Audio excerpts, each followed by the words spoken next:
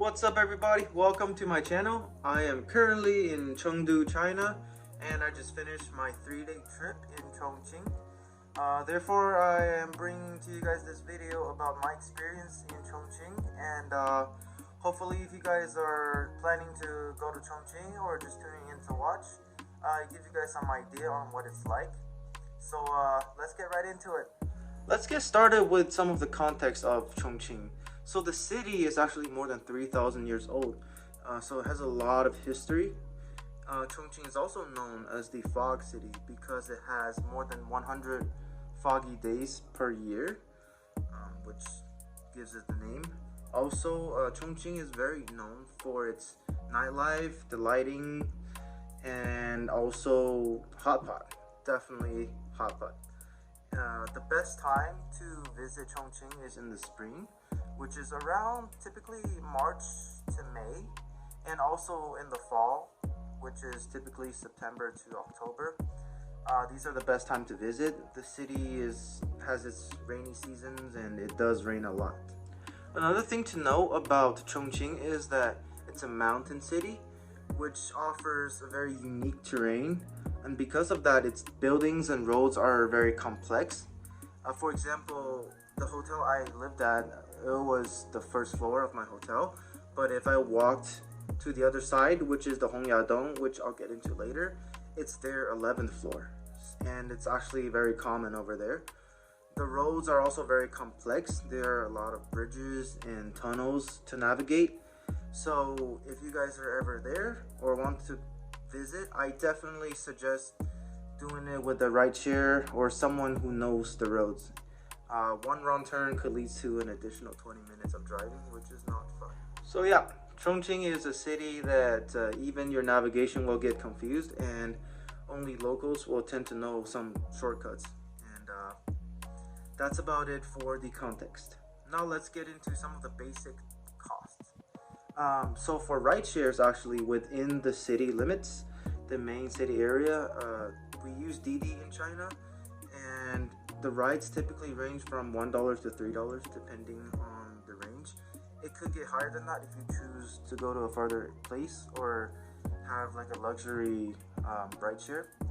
But in terms of the hotel, it goes from $6 for the cheapest one all the way up to $350 a night, and those are probably the best hotel you're gonna get. In terms of food, you could expect a cheap meal in Chongqing to be around $3 and up to $25, and $25 is like probably one of the best meals you'll have, which is pretty reasonably priced. Alright, now we got that out of the way, I can actually share with you guys what I did in Chongqing. I am going to rank these from top to bottom, with the top 3 being, in my opinion, the must-dos, and as we go down the list, those are the things that you guys can choose to do or not. It's up to you guys. Let's get started. Coming in at number 1 is the Yangtai River boat ride, and also the cable car ride if you choose that. So for the boat ride, it's about $23, and if you want an upgrade, it's $12 to get you to the front of the boat, which gives you a better view of the night in Chongqing. I only recommend this at night. In the morning, there's no lights, which makes it less scenic. And also number 2 is Hongyadong. This is a place that lights up in the night. It is a shopping area, consists of different souvenirs and food, also like makeup and clothing rentals. I recommend maybe checking it out at night, and also just to go in to see what's in there. The light really makes it amazing and magical. You're actually also gonna see that on the boat if you choose to do the boat ride. This is definitely one of the must-sees in Chongqing. Coming in at number 3, it's Tsiko Ancient Town. Now this is a shopping area, but it's also a very historical place. As you can see, the buildings are iconic. The walls of the buildings are made out of wood, and the walkway is made out of stone. In here you can find lots of local foods, souvenir shops, tea shops, performances, which if you're interested in any of that, this is a great place for it. Now it is located a little bit further away from the newer side of the city. It's in the relatively older side of the city, but definitely worth checking. Alright guys, I just realized that I forgot number 4, but number 4, it's the Chongqing hot pot experience. Now Chongqing hot pot is the most popular kind of food that there is, and they have this way of eating where they use the dipping sauce with sesame oil and also the ginger to protect your stomach. But for those that don't like spicy food, I recommend getting a mild or maybe not spicy at all, because a mild here typically equals to like a medium elsewhere. But definitely a very good to try in Chongqing. Number 5, it's Leabot Station. This is a subway station in Chongqing where the trains actually goes through a building, and it's a popular spot for picture taking, or if you guys want to actually get onto the subway, you guys can choose to purchase tickets over there as well. It will be a little bit crowded, but if you want the real Chongqing experience, I recommend getting onto the subway.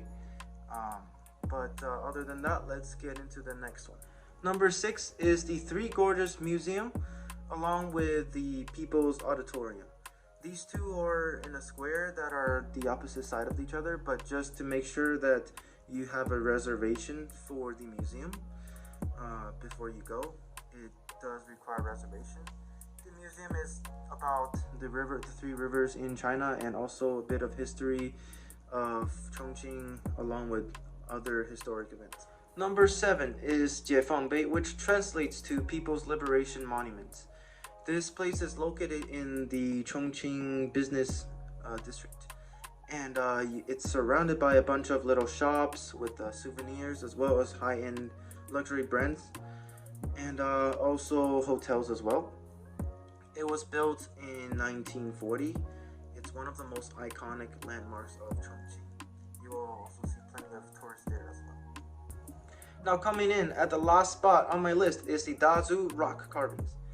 Now this place is actually kind of far from the main city. It's about 2 to 3 hours drive away, depending on traffic, and it was built during the 9th to the 13th century, so it's a very historic place. It offers more than 70,000 statues and carvings. The majority of them you're going to find is going to be somehow related to Buddhism. The thing that I really like about this place is that it's less crowded, and it's actually more historical than places like the Lashan Buddha, if you guys have ever heard about it.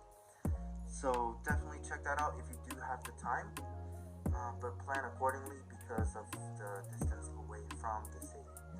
The things that I mentioned before, they're all going to be within the main city, which means less than 40 minutes drive from each other. So just to give you guys some idea. Okay everybody, now this sums up my review and my recommendations for Chongqing. If you guys have any recommendations that I didn't mention on the list, please comment below. But other than that, please leave a like, subscribe, and we'll see you in the next video. Goodbye.